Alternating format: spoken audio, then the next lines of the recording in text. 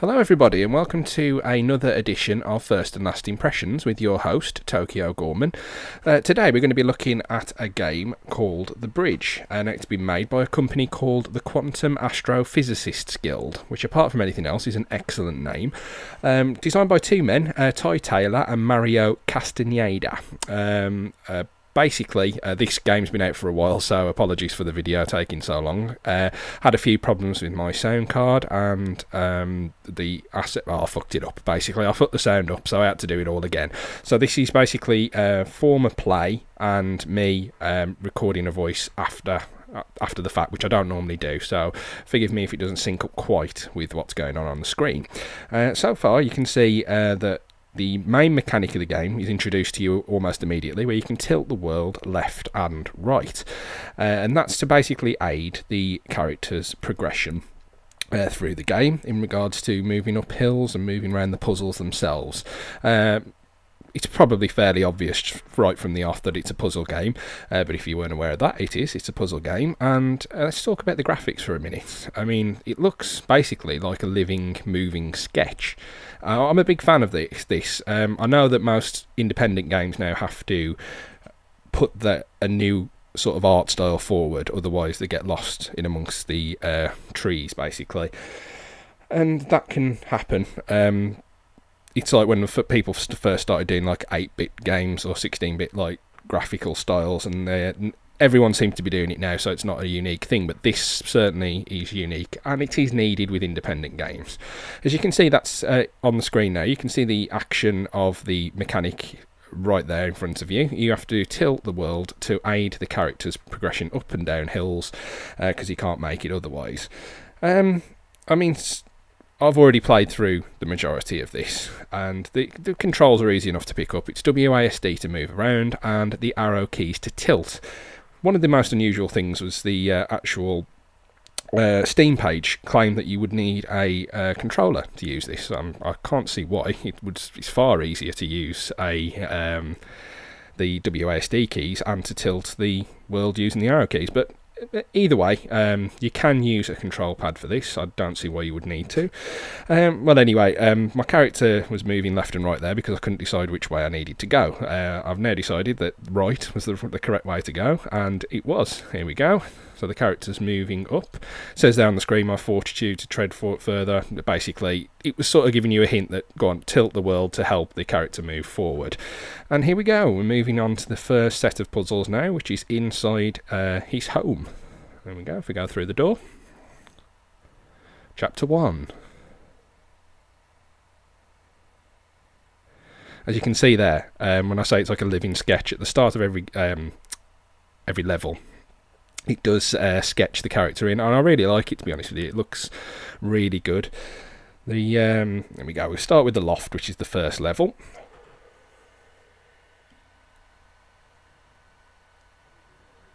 Okay, in we go. There we go. Get sketched in again to the game. And we'll start with the loft. Here we go. And there we go. We can see the more of the mechanic of the game in action now. This isn't just me walking up and down a hill. You can see more of what's going on. Have to tilt the world left and right and move the character along to solve each individual puzzle. Didn't actually look like I could get through that bit then, but I landed on a solid part and I fell through another part that looked solid as well. Hard to explain, but basically it's difficult to sometimes see where you need to go. But that might just be me, to be honest with you. I mean, puzzle games, as I've said in the past, they're just not my forte. And I'm not the biggest fan of them either. That's just one of those things that I prefer a bit more action in my games. Not that I'm an out-and-out action fan, but I just sort of prefer it. I keep thinking I'm going to take fall damage every time I fall down in this game, but as you can see, you don't. You just carry on. So here we go. If I progress through the game now. Okay. And if I knock that wall down there, boom, and go through the door. Here we go. Okay. Let's go to continue and to continue. Right then.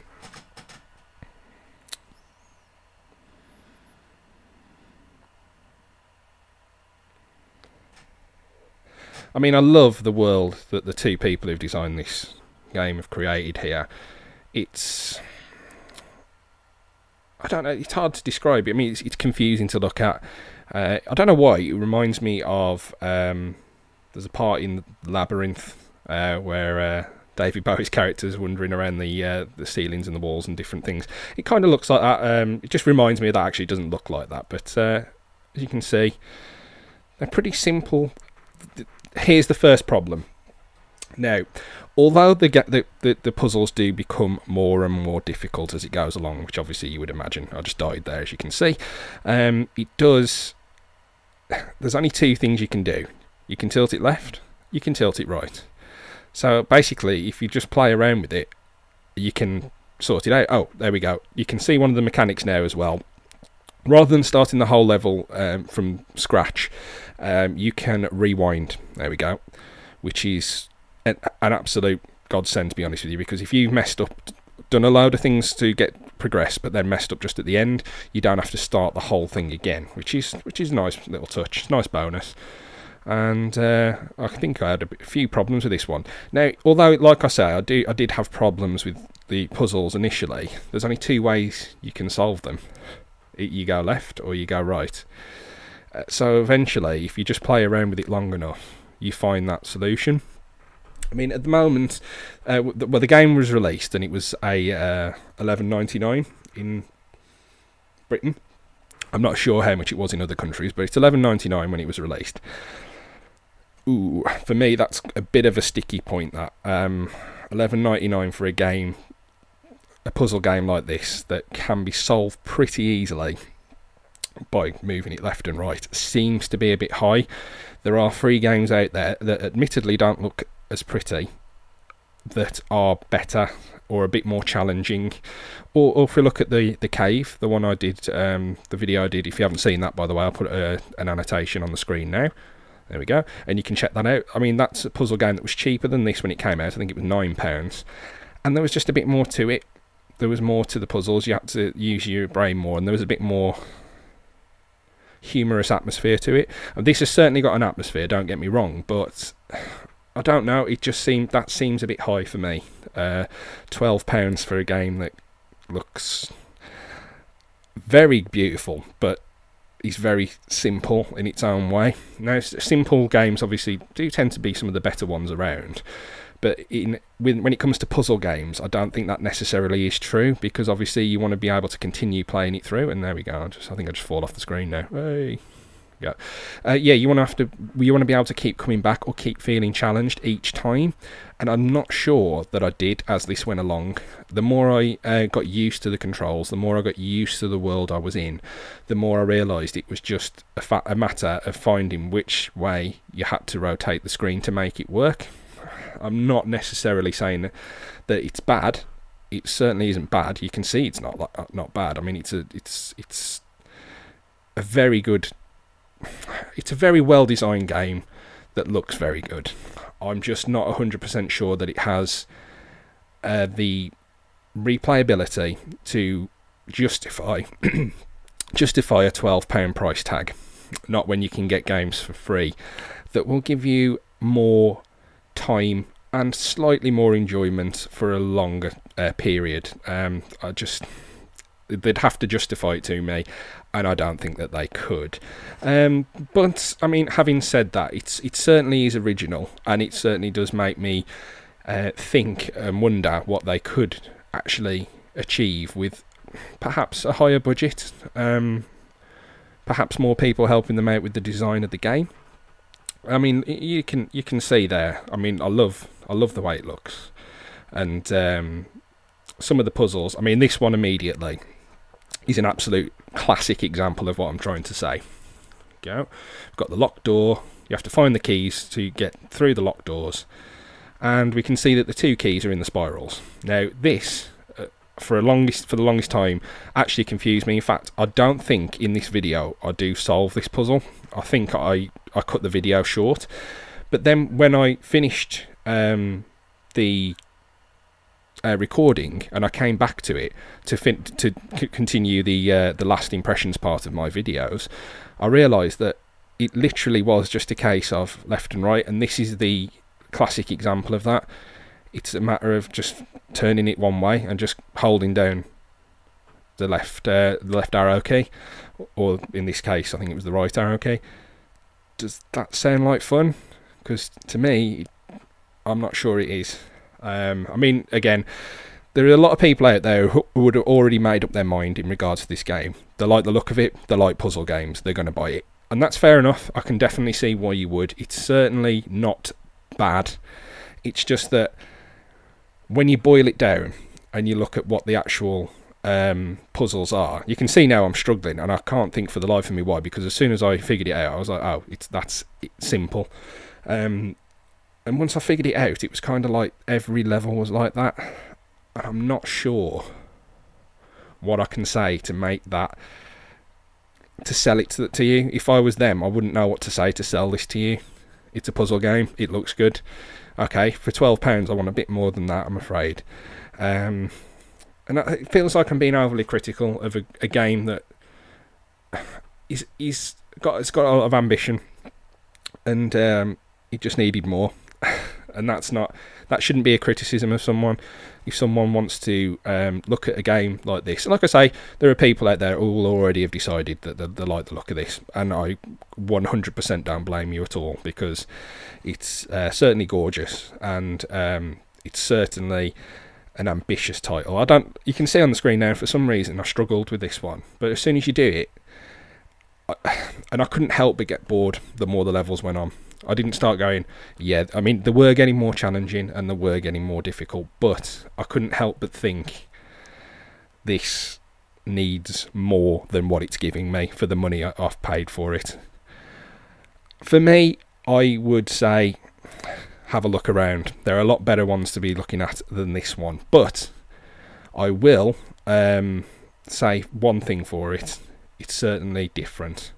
But I will be coming back with a last impressions part of the video, just to let you know what I think after I'll show you the other levels as well, and I'll let you know what I thought about it in general. Be right back. Okay then, having played that game through a little further now, there's not an awful lot I can add to it that I've not already said within the first impressions half of the video.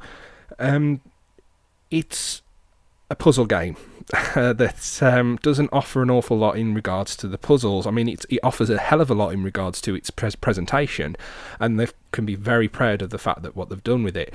But for me, it's just not difficult enough. Now, I'm the kind of person who really does struggle when it comes to games, puzzle games. I find them difficult, basically. It's as simple as that. Now, if you're the kind of person who is into these kind of puzzle games, you will have already probably bought this because of its unique look, but you will have found it exceptionally easy, because it just, the simple mechanic of tilting the world left and right leaves only one sort of solution to the problem. Well, two solutions to the problem. It either goes left or it either goes right. There's nothing to change that up a bit to make it more difficult, and this is where the problem with the price point comes in. It's £12. That is too much for what's on offer at the moment. If it's in the sale, I would definitely say to someone who's into puzzle games, buy this game. It's a very unique looking game. If you're into your puzzles, you'll love it, but £12 is just too high. I'd wait until it comes into the Steam sale, and for me, I don't think I can give this any more than a 6 out of 10. Maybe a 5. Let's go 5.5 out of 10, and that's just because of the longevity of the game. It needed more. It needed a bit more adding to it, as well as the fine presentation. It needed puzzles that were a little bit more challenging, especially for people who are into those kind of games. Right then, I think that's all I've got to say on this one. It's a fairly decent game. Don't let me put you off. If you're into puzzle games, you will love this because of the presentation, but you will not find a challenge. I will see you the next video, which will hopefully be a let's play of Organ Trail, or a final release of A Murder City of Gangsters, which I've been trying to get out done for a while. And I will also be doing a Walking Dead Survival Instinct, I think it's called, video as soon as I've got through that game. Anyway, thanks for your time. Please like and subscribe, and I'll see you next time.